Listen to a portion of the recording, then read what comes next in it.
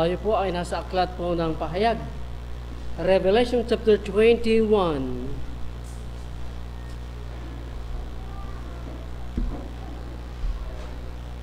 Ready na rin, Sir Hagay, yung manonood tayo mamaya. Dito tayo siguro magtatagal.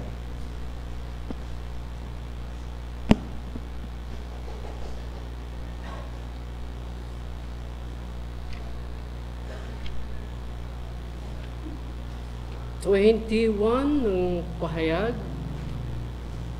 verse number 8 po tayo. Number 8.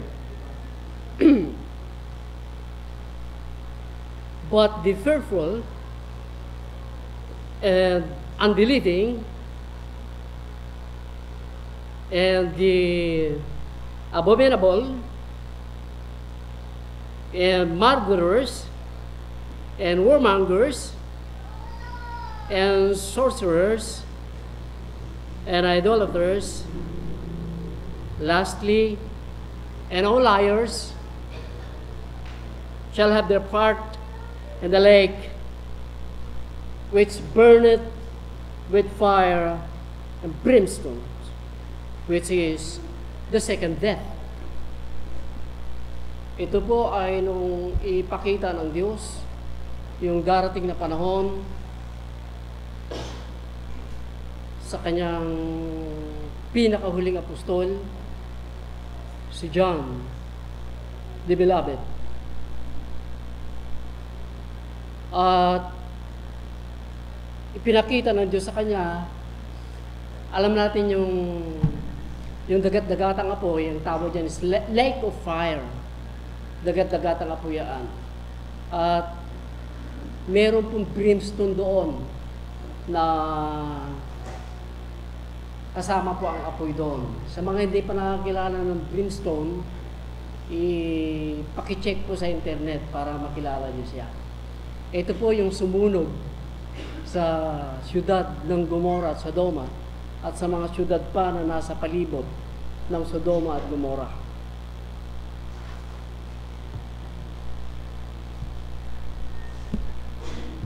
Ilan po yung grupo dito na sinasabi ni John? Nakalimutan kong bilangin, pero kaya na natin bilangin. At ang mga matatakutin, yung mga hindi mapagpaniwala, yung mga kasuklam-suklam, yung gumagawa ng kasuklam-suklam, yung mga namamatay tao, warmongers, the sorcerers, the idolaters, pangilan na po yan. Basta? At ang lahat ng mga sinungaling, ang parte nila ay sa dagat-dagatang apoy. Pero kukunin ko po rito ay yung pinakahuli. All liars. Liars, walang natira kahit isa. Lahat ng mga sinungaling ay ang parte nila, syempre hindi sa langit. Sa ngayon po, yung mga liars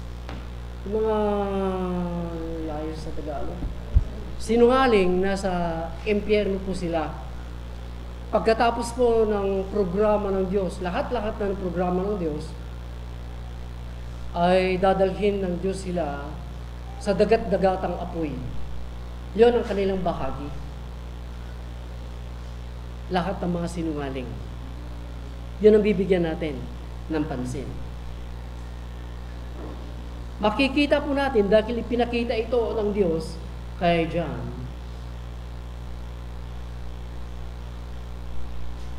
Na ang pagsisinungaling talaga ay hindi okay. Ano po, Sir Hagay? Yung title natin, lying is not good. Pagsisinungaling ay hindi mabuti. Dahil kung mabuti, sa langit sana sila pumunta. At dahil sa hindi mabuti talaga ang pagsisinungaling, sa impyerno talaga, pansamantala sa hell. Sa pinakahuling hantungan nila ay sa lake of fire. Lying is not good. Pero maraming mga grupo, marami pong mga religions today na ang pagsisinungaling ay ginagawa nilang mabuti. Alam niyo kung bakit, brethren? Dahil may pangyayari doon sa lumang tipan, itong si Rahab, the prostitute, ay nagsinungaling ito. Alam niyo ba yung narrative nito, yung story yung si Rahab, the prostitute? Sa panahon ni Joshua ito, nung bago nila maangkin ang unang syudad ng Israel, dahil ang unang-unang matutumbok nila, at ito talaga yung daanan ng mga Israelites from Egypt. Ito talaga ang daanan nila papuntang Israel. Itong unang syudad na ito, ang Jericho. At ang Jericho, may naninirahan doon na ang pangalan ng babaeng ito ay si Rahab. At ang trabaho nito ay prostitute siya. Isang napakababang trabaho ng isang babae. Ang magbenta ng aliw. At noong para mabigyan natin ng kaunti ng linaw, sasabihin ko sa inyo, pagsisinungaling ay hindi mabuti. Dahil kung mabuti sana, bakit itong mga tao napunta doon sa dagat-dagatang apoy? Kaya sabi ko, hindi mabuti. Amen? Ang kanilang alibay, bakit itong si Rahab na prostitute ang trabaho niya? Nung magsinungaling siya doon sa hari ng Jericho, nung nagsinungaling siya doon sa aaresto sa mga dalawang spies, right? Dalawang spies ang pumunta sa kanyang bahay. Mga Hudyong itong dalawa ito. Nung tinanong siya, ibigay mo sa amin, nagpadala ang hari ng Jericho doon sa babaeng ito dahil nalaman nila na may mga Hudyo na nandoon. Ibigay mo sa amin ang mga Israelitas na yan, mga spies na yan, na nandyan sa bahay mo. Pero ang sinasabi ng babae ay, oo, may pumuntang dalawa dito, pero wala na sila. Umalis na sila. Bago kasi nagsara ang gate ng Jericho, umalis na sila. Pero yun, ay itinago niya doon sa taas. Kung saan andun lalagyan ng mga amba-ambagan, kung anong nilalagay doon. Doon niya siniksik yung dalawang mga Hudyo na spies doon sa taas. Nagsinungaling itong si Rahab doon sa hari, doon sa aaresto sa mga spies.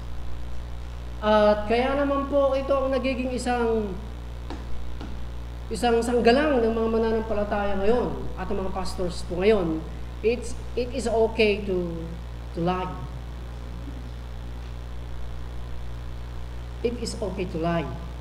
Pero kung okay, bakit ang daming mga tao na pumunta doon sa hell at pumunta doon sa lake of fire? Kaya walang pag-aalinlangan sa aking puso na sasabihin po sa inyo, ang pagsisinungaling ay hindi mabuti. Amen? Bibigyan ko po ito ng linaw po sa inyo mamaya. Dahil pwede namang manood, Sir Hagay. Ipapakita ko po sa inyo ang mga pananaw ng mga ibang churches, ibang mga leaders tungkol doon sa pagsisinungaling na ito ni Rahab. Diba problema yan? Nagkaroon ng issue sa kalagitnaan ng mga mananampalataya tungkol po dito, no? At ang sinasabi nila ay okay lamang ang magsinungaling.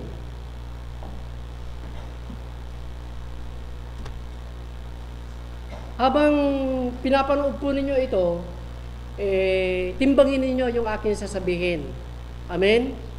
Timbangin po ninyo ito at timbangin nyo yung mapapanood ninyo at ang kanilang paliwanag. Kung sa palagay nyo mas mabuting panigan na yung mapapanood, sige po, malaya po kayo. Ano po? Hindi ko pinipilit yung aking pananaw. Lying is not good. Sino yan sa lagay? Okay. Ang kanyang hinugot dito, there is no life that God cannot use. Naka-appear ba ito? Dito? Naka-appear siya? Half lang? Hindi ba pwedeng ako lang sana? Dito? Bagod lang. O di ipakikat mo na lang ito. Ito ang sabi niya dito, kung ang babaeng ito ay ginamit ng Diyos para maligtas yung dalawa, makikita natin ang kanyang sinasabi na walang tao na hindi, walang buhay na hindi kayang gamitin ng Diyos. Kahit ang sinners na ito o ang sinner na ito na sinungaling ay ginamit ng Diyos. Okay ba yan? Pero titignan natin, nag-declare siya doon sa kasalanan ni Rahab, yung kanyang pagsisinungaling, sabi niya ang pagsisinungaling ay isang kasalanan, right? At kung kasalanan is kasalanan, sin is sin. So kasalanan ang pagsisinungaling ni Rahab. Tapos susundan po niya ako? Ganun pa man, yung kasalanan na yan, okay lang sa Diyos na nagkakasala tayo, pwede pa rin tayong gamitin ng Diyos. Walang buhay, walang sino man na hindi pwedeng gamitin ng Diyos. Kahit hindi mapatigil ng Diyos yung kasalanan na nasa atin, magpapatuloy ang Diyos na gamitin tayo. Pero ang sa akin, pagka nagkakasala ka patuloy, hindi ka gagamitin ng Diyos. Ginagamit ka ni Satanas hanggat nagpapatuloy ka sa kasalanan like this. Lying is not good for you and not good for the church. Pero sila, oo, sin is sin. Pero makikita natin, kahit yung sin ay hindi kayang i-stop natin o ma-stop ng Diyos, still, God can use you. Pero hindi ako papayag na magpapatuloy tayo sa kasalanan na pwede tayong gamitin ng Diyos. Pag nagpapatuloy tayo ng kasalanan, si Satanas ang gumagamit sa atin. Okay, sandali lang Mr. Ragaan.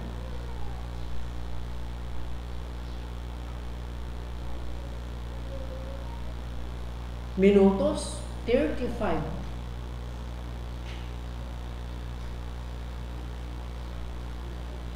Second, 6. 35 minutes, 6 seconds. God can do with a life that is fully devoted and pleasing to Him. I want to be clear that I am not disregarding sin. Sin is sin, and it is wrong, and must be condemned and avoided at all costs. But you see, even our sin cannot stop God from using us in fulfilling His glorious plan to bring all creation back. Kahit hindi titigil, kahit hindi tumitigil ang sin sa atin, still, gagamitin tayo ng Diyos to fulfill His will. Oh, the sin is sin. Yes. Lying is sin. Kailangan makundi na yan. Pero, kahit hindi ito hihinto sa buhay natin, still, gagamitin tayo katulad ng babaeng ito. Pero kailangan tumigil ang kasalanan na yan. Sa akin, pakiripit, Sir Hagay.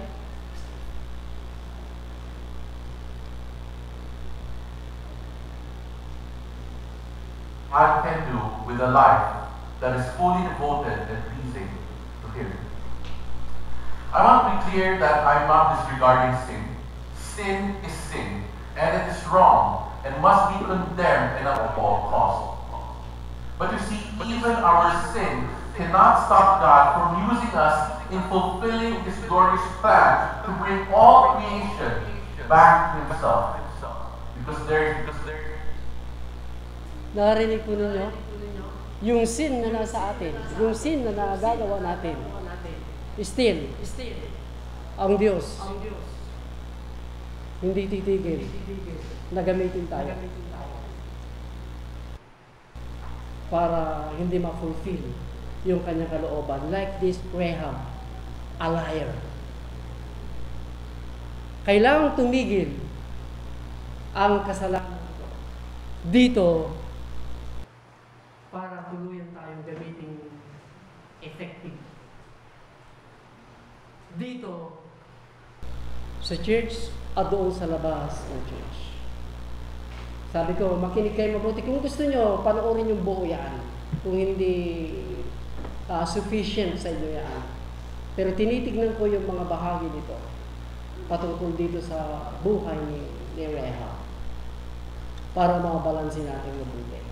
Pero enough itong kanyang judgment kay Rahab. Sin is sin. Lying is sin na kailangan makundina. But even sin cannot stop in our lives. God also cannot stop to use us to fulfill His will. Even we are doing this sin. Lying is not good. Seragay,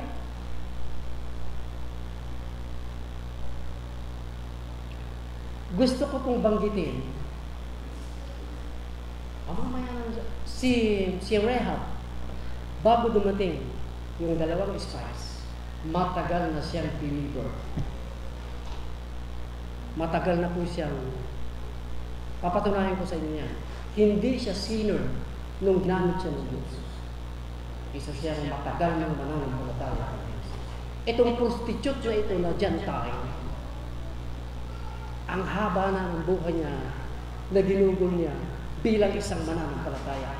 Sinusukat ko nga, hindi ko nga masukat, pero tansyado ko kung ilang mga taon ito. Tungkol pa rin ito kay Rahab, doon sa kanyang pagsisinungaling. Gusto kong huwag itong maging alibay natin to continue to commit this kind of sin. Lying. It's not good.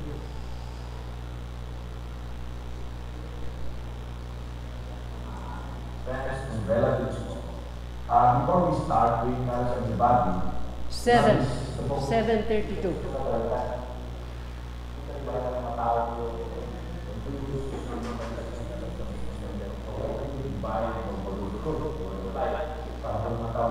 Okay. Paki-atras ng konti. Maganda ito. Balansehin nyo kung anong mabuti. Doon kayo o yung dito kayo. To our lives training together, because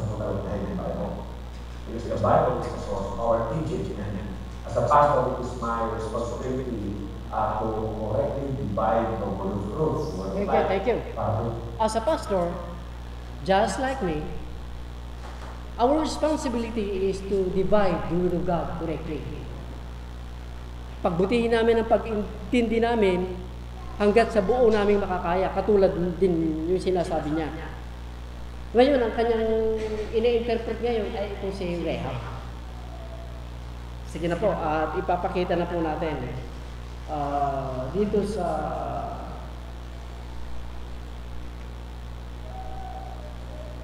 (26).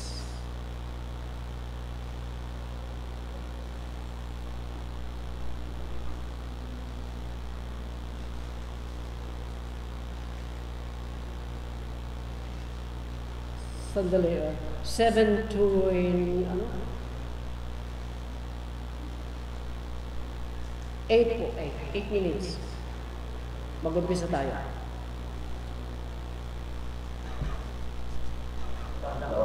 So hindi siya, wala kami makikita nagpadala si Joshua ng labing dalawa.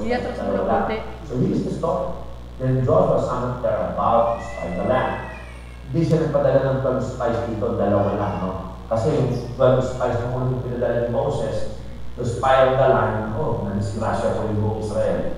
So this time, kumuha si Joshua ng dalawang reliable person na, ayaw mo magdalawa, hindi labing dalawa. Siguro he learned his lesson kasi kasama ko siya sa 12, dalawa na lang silang naniwala. So sabi niya, dalawa. So hindi siya, wala kami makikita nagpadala si Joshua ng labing dalawang spies, dalawa lang. So Thank you. This is the story. That is the story, no? Gusto kong ipakita sa inyo ito. Noong si Moses, ang leader pa noon, nagpadala si Moses ng 12 spies doon sa Canaan, sa Israel ngayon, 12 spies. Ngayon, nung si Joshua naman, ay siya yung leader, 2 lang. Kaya ang sabi niya, yun ang hindi niya alam kung bakit 2 lang. Samantalang si Moses noon ay 12. Ang nakikita niya riyan ay failure si Moses noon sa 2, ay 12, kasama si Joshua rito. Kaya iniisip-isip ni Joshua, ayon sa kanya, mas mabuting 2 na lang ang kanyang ipapadala. Dahil doon sa 12 noon, ay bigo. Kaya mas minabuti niyang 2 na lang. Si Joshua naman ang nagpadala. Ang masasabi ko diyan ay kung bakit 2 lang ang kanyang ipinadala, ay isang syudad lamang ang kanilang titiktikan. Amen? Hindi ito buong bansa ng Israel. Kaya 12 noon dahil buong bansa ang kanilang titiktikan. Right? Nasusundan niya ako? Hindi dahil sa failure noon itong si Moses ay naging 2 naman kay Joshua. Hindi po totoo yan. Ang totoo niyan, kung bakit 2 lang, iisang syudad lamang ang kanilang titiktikan. Okay po? Makikita nyo, sumasablay na yung kanyang pabinat-binat na pangunawa sa mga pangyayari. Ngayon po dito, tungkol kay Rahab, kasi yung 2 papunta kay Rahab. And sa 28 po, 28, verse 28, 15 seconds. Then, the situation, even when you take the risk, God will help you. Yun ang nagustuhan ko dito. Okay? Pangalawa, nakita ko dito po, nakita dito, sometimes, when our courage then has melted away, katulad binanggit natin verse kanina, sa verse 11, sabi dito, no? When we heard it in our hearts, melted in fear, and everyone courage failed because of you. So, ano nangyari ito? Yung courage nila, strength nila, nag-melted away. Yung time ng pagkakataon ngayon, ito, marami matututunan tayo sa faith ng babae na ito. Imbis na matakot kung ano gawin, ito, iba po. Ito yung time na doon siya nag-trust kay Lord. Ito yung time na naniwala sa nanampalataya siya. Thank you. At nag-resist.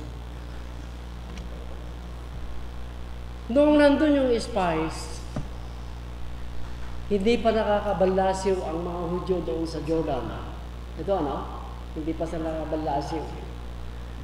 Noong nandun sila sa bahay ng si Rahab, ayon doon sa paliwanag, ito yung time, nung nag-meet ng 2 spies ay babae, ito yung time na yung babae nagtiwala sa Diyos.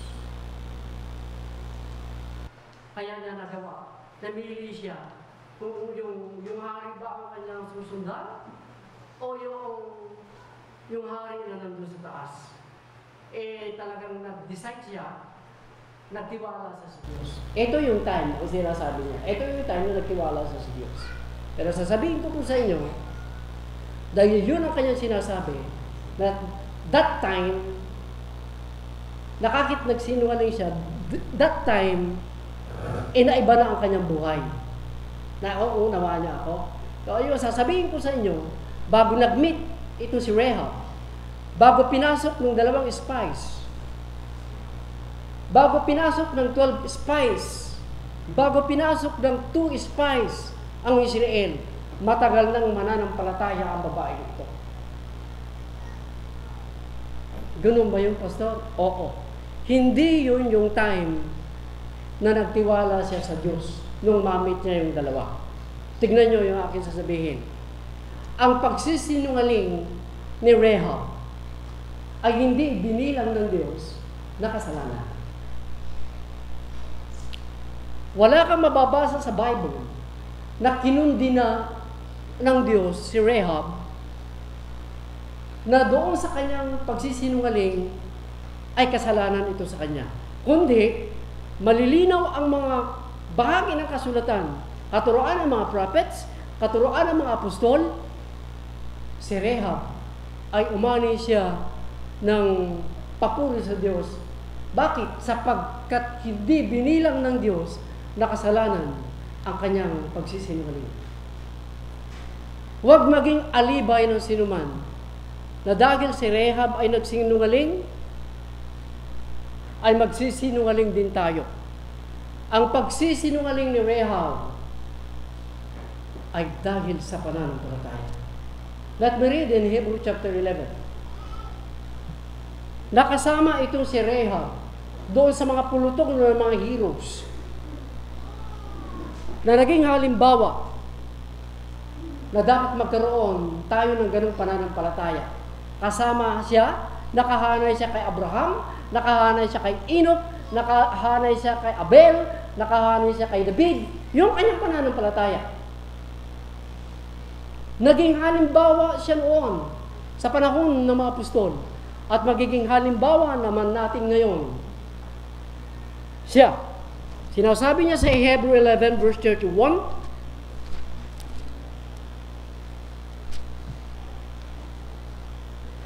by faith, the harlot Rahab perished not with them that believe not, when she had received the spies with peace. Sinira ng Diyos sa Jericho, pero si Rahab at ang kanyang family ay hindi sinira ng Diyos. Dahil tinanggap niya ang dalawang spies ng mayroong with peace. Yes, hindi yung subukan nyo agawin yung syudad namin. Magkakamatayan tayo. Hindi siya ganoon. Kundi nung magpakilala yung dalawa na sila ay Hudyo at spies para kukunin na ng Diyos yung unang syudad na ito. Tinanggap niya ito ng may kapayapaan. Alam niyo kung bakit? Matagal na siyang naniniwala sa Diyos. Kailan kaya yun? And sa James, babasahin natin sa James. Chapter 2, verse 21 ng James. Naging halimbawa itong si Rahab the harlot sa pananampalataya ng lahat. Noon at hanggang sa matapos ang mga programa ng Diyos. Hindi binilang ng Diyos ang kanyang pagsisinungaling na kasalanan. 25. Likewise, also was not Rahab the harlot justified by works? Pinawalang sala itong si Rahab sa magitan ng kanyang gawa when she had received the messengers and had sent them out another way. Ganun eh. Pinawalang sala ang Diyos itong si Rahab na kahit nagsinungaling siya. I repeat, ang kanyang pagsisinungaling ay hindi ibinilang ng Diyos na kasalanan. Tiyakin ninyo na ang inyong pagsisinungaling ay hindi binibilang ng Diyos na kasalanan ninyo. Dahil kung ibinilang ito ng Diyos na kasalanan ninyo, sa lake of fire, wala nang pupulot sa'yo doon. Hindi yung sa lake of fire doon ka pupulutin. No, wala nang pupulot sa'yo doon. Dahil lying is not good. Paano itong si Rahab? Sinasabi ng Biblia, by faith Rahab, ginawa niya ito. Sinasabi ng Romans 14, ng last verse, Romans 14, ng last verse, anumang gawa na hindi sa pananampalataya, kasalanan. Kaya yung kanyang ginawa ay sa pananampalataya. Let me read. Kung ang pagsisinungaling mo ay sa pananampalataya, papayagan kita. Katulad ni Rahab. Romans chapter 14, verse last.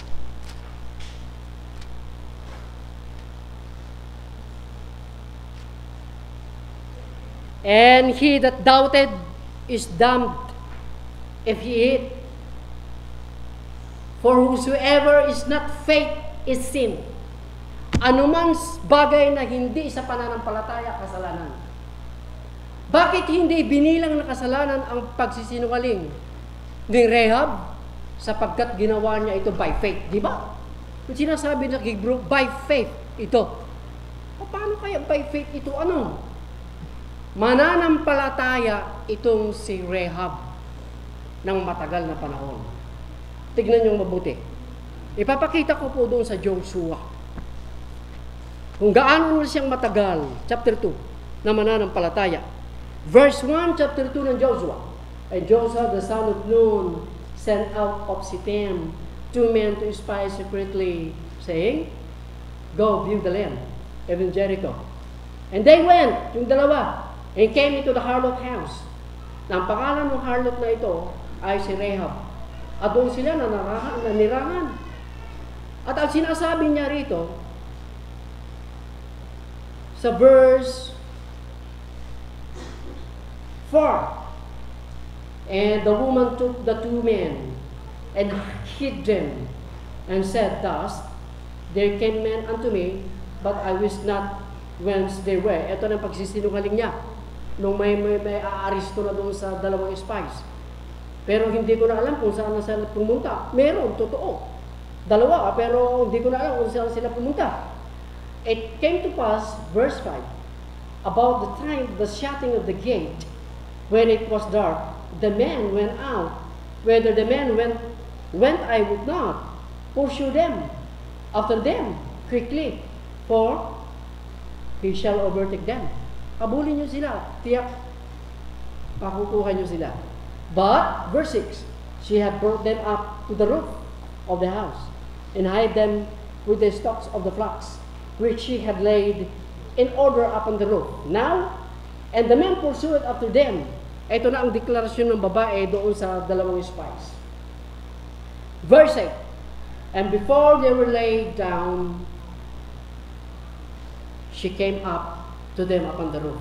Umakyat yung babae doon sa spies. And she said unto the men, I know the Lord that had given you the land.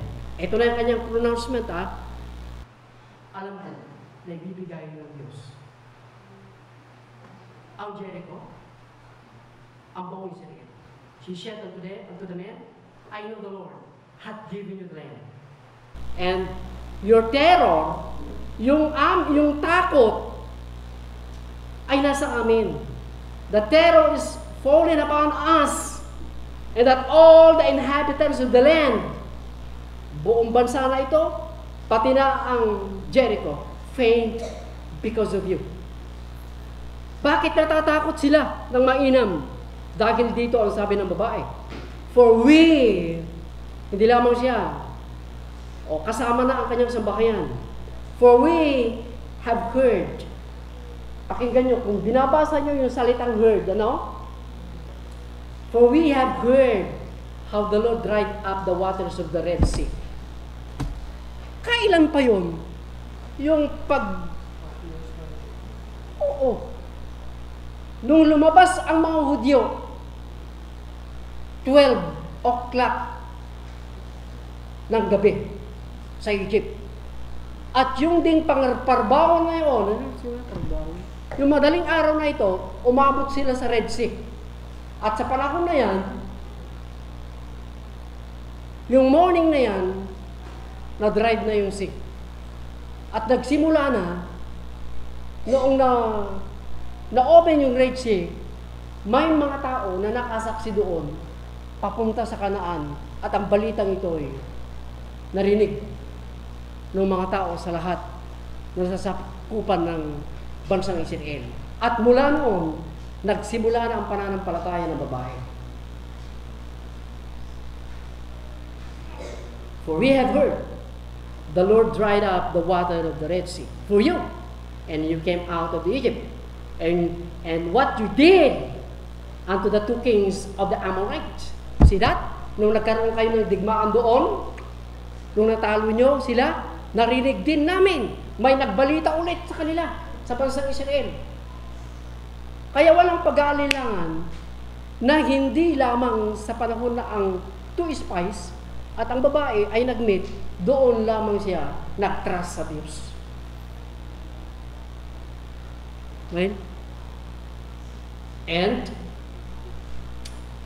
what you did, the two kings of Amorites, and right on the other side of Jordan, si Sihon at si Og, at sinira niyong mabuti sila. At as soon as we have heard these things, kaya nung marinig na namin ang lahat ng mga bagay na yan, our heart did melt. Natunaw na yung aming puso, wala na kaming natitirang lakas pa. Did there remain any more courage to any man? Because of you, for the Lord your God, He is God, and heaven above, and in earth beneath. Yung kanyang deklarasyon, yung Diyos ninyo, Diyos doon sa langit, at Diyos din doon sa ilalim ng lupa. Kaya pagka kung kukunin na ninyo ito, iligtas niyo ang aking pamilya. Ako at ang aking pamilya. Kasi mananampalataya sila eh. Amen? Naintindihan nyo? Yung panahon na siya ay nagsinungaling sa hari at sa mga sundalo na aaresto, siya ay mananampalataya. Ipapaliwanag ko mabuti ito. Hindi kasalanan ng isang matuwid, ayun na katulad ni Rahab, kung magsisinungaling para sa ikaliligtas ng kapwa niya matuwid. Masusundan niyo ako? Hindi kasalanan sa isang matuwid na katulad ni Rahab na iligtas ang kanyang kapwa matuwid na spies. At hindi binibilang na kasinungalingan ng isang tao kung bibigyan niya ng daan ang kalooban ng Diyos. Amen?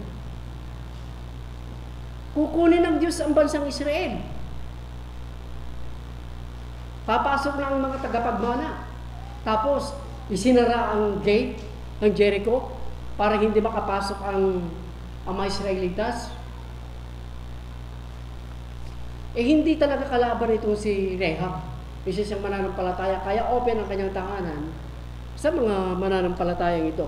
Hindi binibilang na kasinungalingan ang magsinungaling sa mga sinungaling na mga tao.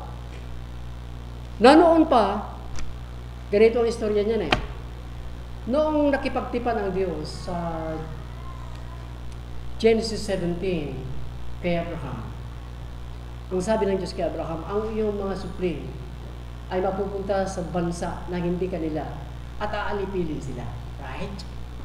Pero pagkatapos dun sa kanilang pagkaalipin, walang iba ang Egypt. Wala pa si Isaac, no?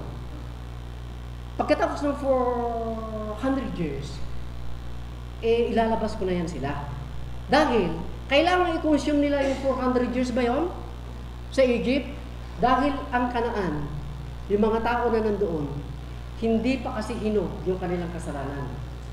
Kaya tamang-tama, ayon doon sa pakipag-usap ng Diyos kay Abraham, tamang-tama doon sa 400 years na ang iyong mga anak ay nasa Egypt, tamang-tamang hinog na.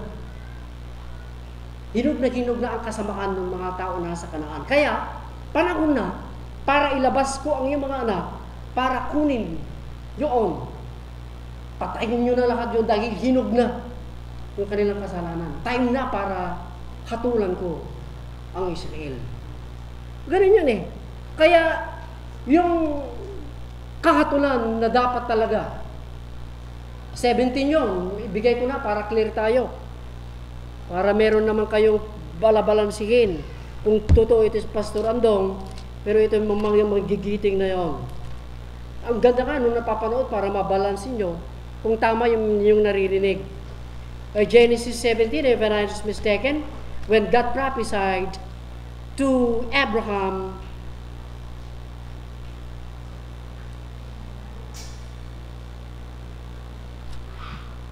tama ba yan? Tignan ko lang.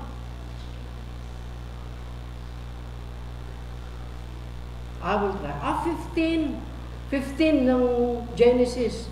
At ang sabi ng Diyos, verse 16, But in 4 generations, which is a 400 years, but in the 4th generation, dito sa may verse 15, and thou shalt go to the fathers in space.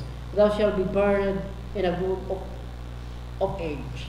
But in the 4th generations, they shall come hither again. For the iniquity of the Amorite is not yet full. 400 years. Dahil ang mga tao doon hindi pa naluom, hinog ang kanilang kasalanan. Kaya nung digmain ng mga Hudyo ang bansang Israel noon, isang Kanaan, hinog na hinog. Kaya libre. May lisensya silang pumatay kahit bata. May nagtatanong, bakit ang Diyos pumapatay pa ng bata? Dahil kasuklam-suklam talaga yung lugar na yun. Sapat na yung panahon na ginugol ng Diyos na sana ay magbago sila pero hindi sila nagbago.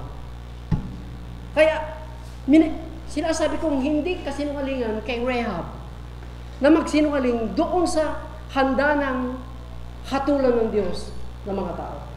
Lalo na ang kalooban ng Diyos ay papasok sa bansang Israel. Ay hindi ibinibilang ng Diyos na kasinungalingan kay Rahab ito, kundi nagsinungaling siya, pero by faith. Tiyak ko, ang pagsisinungaling ng mga Kristiyano ito, hindi na by faith. Talagang papuntang by lake of fire na ito.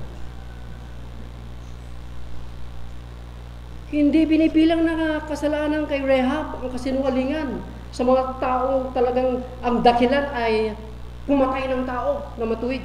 Oo, pero nung papatayin yung matuwid na tao, dahil anumang bagay na hindi sa pananampalataya, kasalanan, mag-ingat kayo. Lalo na yung lying. Dahil ang pagsisinungaling ang isa sa pinaka-powerful weapons of the devil to destroy men, to destroy your families, to destroy the church. Pagka may sinungaling sa isang takanan, hindi ko magagarantihan na hindi masisira yan. Pagka may sinungaling sa church, nasa panganib ng iglesia. Dahil kung hindi ito yung one of the effective weapons of the devil. Kung hindi sana ito effective, bakit ang daming mga tao napunta doon sa lake of fire? Amen? Lying is not good. Again, brethren, mabisang sandata ito ni Satanas sa tao, kahit sa mga mananampalataya. Ang hindi natin nailalagay sa ating isip, mga minamahal, dahil sa kasinungalingan ni Satanas, bumagsak ang tao sa kasalanan. Sinabi ng Diyos kay Adan, huwag mong kainin yan. Oras na kainin mo yan, mamamatay ka. 2:17 ng Genesis. Kung magkamali ako ng pagbitiw ng mga chapter sa kayong verses, sorry po, hindi na ako Ang sabi ng Diyos, mamamatay ka sa oras na yan, pagka kinain mo yan. Pagdating naman kay Satanas, sinasabi niya, hindi ka mamamatay pagka kinain mo yan. Magiging Diyos ka pagka kinain mo yan. Yan ang mga kasinungalingan ni Satanas. Amen? Pero mong namatay ang tao, ang namatay dyan yung salvation natin, hindi yung spirit natin. Dahil yan ang kabuuan ng tao, spirit, soul, and body. Ang namatay sa atin is salvation. That's why Jesus came to give life for us, not to give your spirit. Kung namatay sana ang espiritu mo, o di espiritu ang ibibigay niya. Pero hindi, salvation ang ibibigay niya. Amen? Kasi nungalingan eh. Hindi magiging Diyos ka. Saka dudunang ka pa. Namatay ang tao, buong sanlibutan, dahil sa kasinungalingan ni Satanas. At nung si Jesus ay naghahanda siya sa kanyang trabaho bilang isang preacher, andun si Satanas. Magpatihulog ka na dahil aalalayan ka ng mga anghel, hindi ka mamamatay. Pero sabi ni Jesus, hindi mangyayari yan. Kailangan mamatay si Jesus sa krus ng Kalbaryo. Amen, hindi yung pagpapatihulog. Yan ang mga kasinungalingan ni Satanas. Kaya ang pagsisinungaling Isang napakabisang sandata ni Satanas ito. Siya ang sumisira sa pamilya, sa mga trabaho, sa mga relasyon. Sinisira niya, tinatakpan niya ang katotohanan ng Diyos. Ang kasinungalingan, tinatakpan niya ang katotohanan ng Diyos. Biro mo sabi ni Paul, yung katotohanan ng Diyos, pinalitan ng kasinungalingan. Romans chapter 1,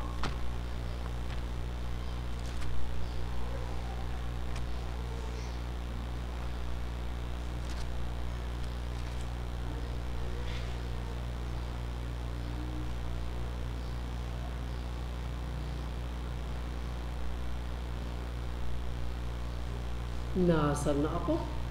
Nasaan na yun? Sa chapter 1. Kung nauna na kayo, pakisabi na lamang ninyo sa akin. 25. Let me read. Who changed the truth of God into a lie. Yung katotohanan ng Diyos, pinalitan ng kasinungalingan. Light of truth. Kailangan makita nila yung kasinungalingan. Amen? Pagka sinasabi natin ang totoo, makikita mo ang kasinungalingan. Right? Yung mga hindi nakikita ang kasinungalingan, may ilaw dito para makita natin ang katotohanan. Mabisa ito dahil tatakpan niya ang katotohanan ng Diyos.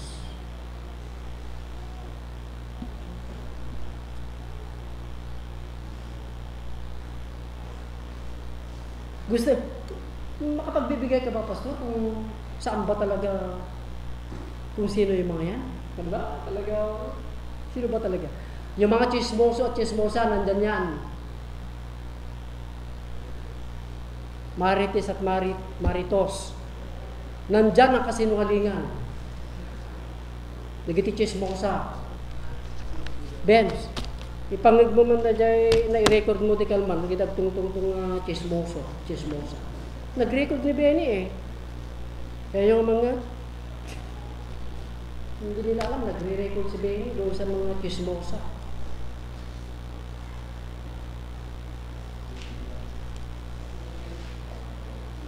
Don't give to message. Dahil ginagan mo.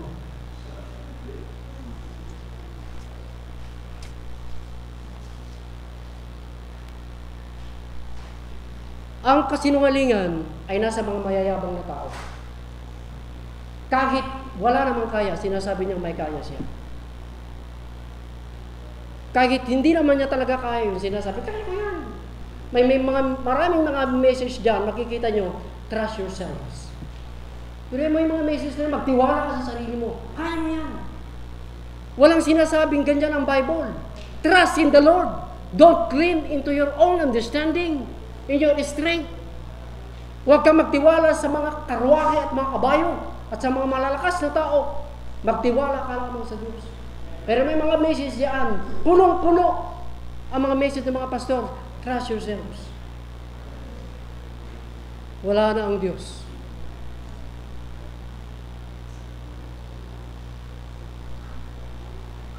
Kahit wala namang kayang material sa financial, pero parang mayaman. Ang yayabang talaga. Kasinungalingan yan. Nasa mga taong nagiti na apal, datta day jay. Nandyan yan. Pagka na-apal gamitin mo isang tao, magsasalita siya ng kasinungalingan para masira ang tao. Sila yan. Sisirain ng kasinungalingan ang trabaho ng Diyos. Oh, maalala nyo yung si chapter 5 ng gawa, chapter 5 ng gawa, si Sapphira at Ananias. Pinuno ni Satanas ang kanilang puso, chapter 1. Chapter 5, 1, 2, 3, 4. Pinuno ni Satanas na kasinungalingan ang mag-asawang ito. Nung magkaroon ng nagigipit ang church sa Jerusalem, o nag-ambag-ambag sila. Nagbenta naman itong mag-asawa. Tapos, ang kanilang deklarasyon, ito lang ang pinagbilhan namin. Ito po, oh. Pero, sinabi ng Banal Espiritu kay Peter, sinungaling yung mag-asawa na yan. Pero sabi ng Diyos, O ni Peter sa 2, bakit hinayaan nyo si Satanas punuin niya ang puso nyo ng kasinungalingan? Don't let Satan fill your heart with lies. Dahil hinahayaan ng mga mananampalataya na si Satanas punuin ang kanilang puso ng kasinungalingan. When it comes to money, ang daming Kristiyanong sinungaling. Pero sasabihin ko po sa inyo, you will go not only in hell, but into the lake of fire. Pero lang yan, brethren, huwag kayong magsinungaling. Mapapalitan yung money. Pero ang buhay, hindi na mapapalitan. Wala nang tulugan sa lake of fire. Wala nang pares doon sa lake of fire. Walang electric fan doon sa lake of fire.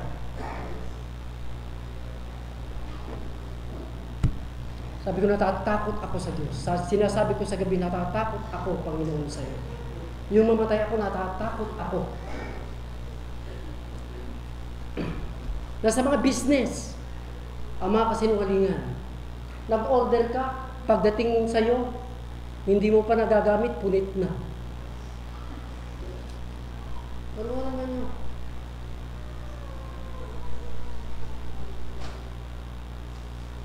Huwag. Sisirain niya talaga ang trabaho ng Diyos eh. Mula noon, nung bumagsak na ang tao sa kasalanan, nasira na ang trabaho na binigay ng Diyos kay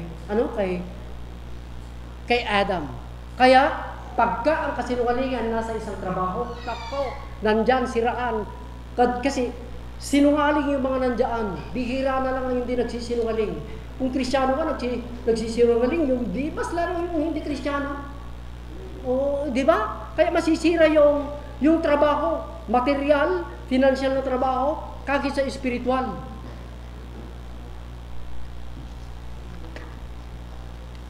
Wala. Sige po, tapos na po ako. Ang gawin na lang po natin, wag saya. Sabihin ko. Kasalanan ba ito? Bakit hindi ko masabi? Wag nating sanayin ang ating sarili na magsinungaling. Wag nating sanayin ang ating sarili na magsinungaling. Ang sanayin ninyo ay magsalita ng totoo. Ephesians chapter 4, wag kayong magsinungaling, kundi magsalita kayo ng katotohanan. Thank you. Naalala ko itong Ephesians na ito. Chapter 4. Saan ito? Verse 15. But speaking the truth in love. Para lalago kayo kay Kristo. Magsalita kayo ng totoo. Doon sa may pag-ibig. Huwag niyo sanayin yan. Lalo na sa pera, Panginoon, patawarin mo. Kung kaya mo pang patawarin sila, Panginoon, patawarin mo. Sinasabi nga ni Jesus sa Matthew 12, 36-37, lahat ng salita na sasalitain ng tao, ipagsusulit nila pagdating ng araw sa paghuhukom. Lahat ng salita na sasambitin natin. Delikado, brethren. Pagka nagsasalita tayo ng katotohanan, hindi malayo ang paglalakbay doon sa ating pagiging isang perfect na tao. Pagka nagsasalita tayo ng kasinungalingan, inilalayo tayo sa katotohanan ng Diyos. Sanayin natin na magsalita ng totoo. Sa mga apo ko, ganito na lang. Sa mga may apo, Lo, saan ka pupunta? Pero malayo akong pupuntahan. Pero sabi ko, para hindi maghinanakit yung aking mga apo at para hindi siya iiyak, punta lang ako dyan. Dyan lang ako, sandali lang ako. Pero tagal-tagal. Pwede yun pwede. Pero kung patungkol na sa mga malaking bagay, ay huwag nyo gawin ito. Ano po, wag. Pagpalain kayo ng Diyos.